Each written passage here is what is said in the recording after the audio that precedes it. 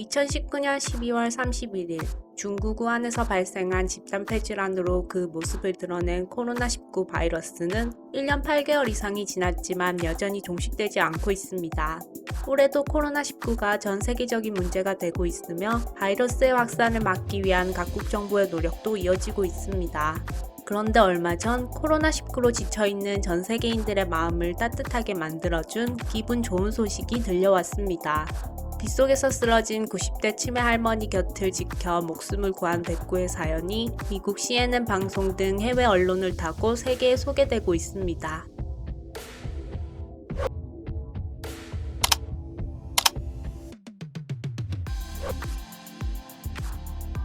지난 9월 8일 CNN은 주인의 목숨을 살린 경공이 한국 최초로 명예구조견에 임명되다라는 제목으로 백구의 소식을 보도했는데요.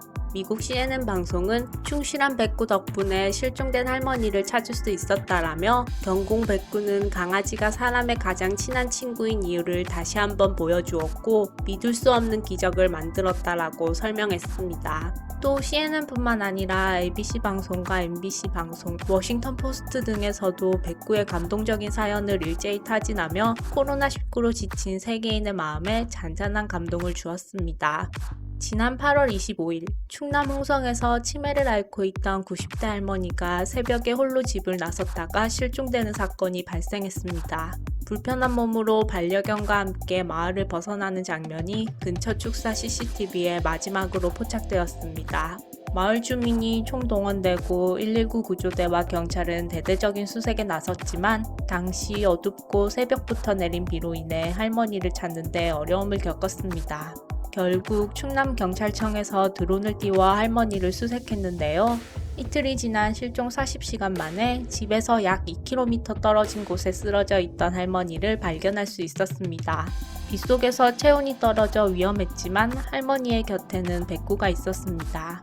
할머니는 논 가장자리 물속에 쓰러져 밖에서는 잘 보이지 않았을 뿐만 아니라 새벽부터 내린 비로 인해 이미 저체온 상태였습니다.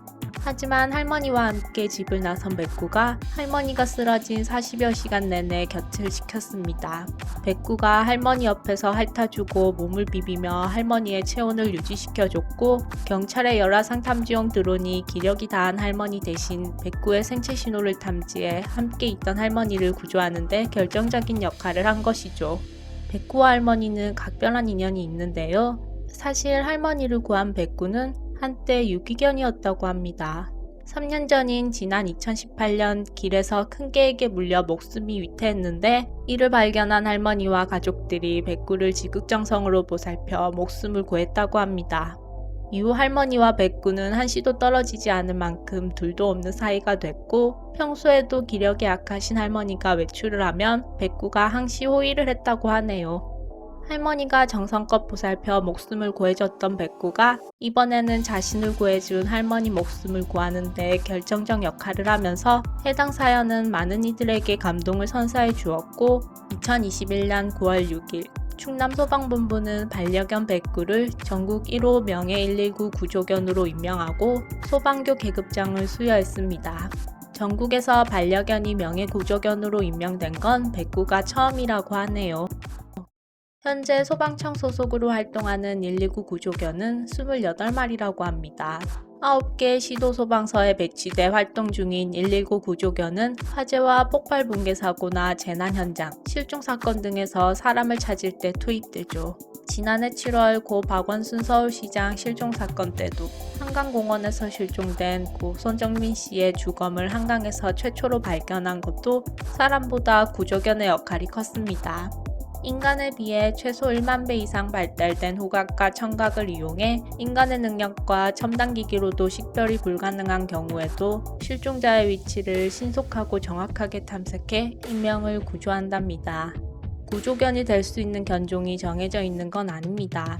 개의 특성에 따라 구조견의 자질을 판단하게 되는데요.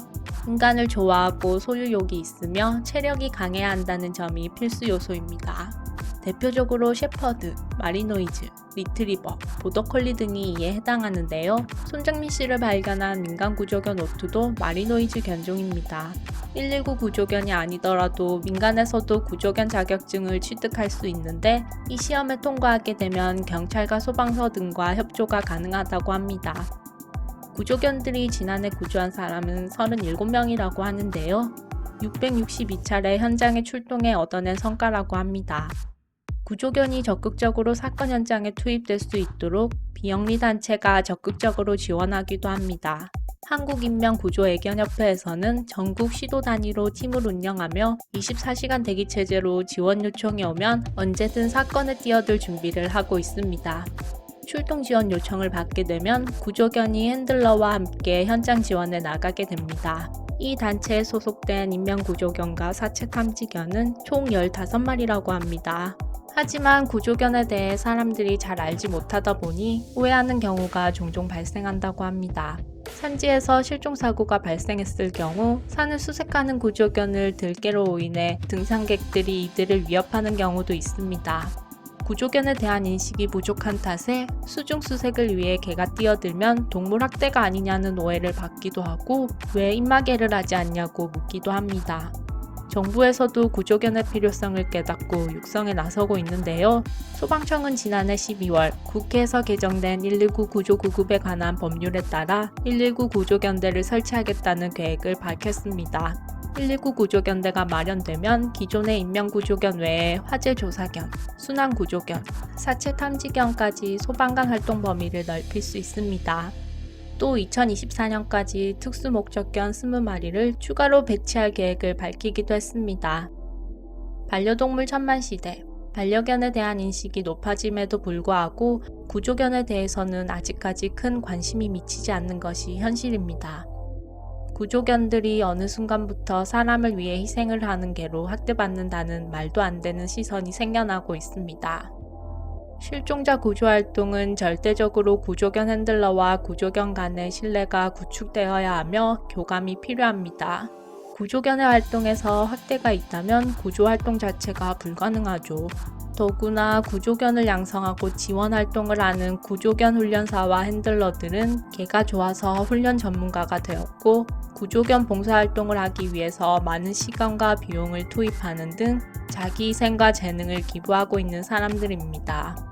혹시 산속에서 방울소리 울리며 수색하는 구조견 팀을 보시게 되면 놀라지 마시고 태연하게 하시던 일 하시면 됩니다.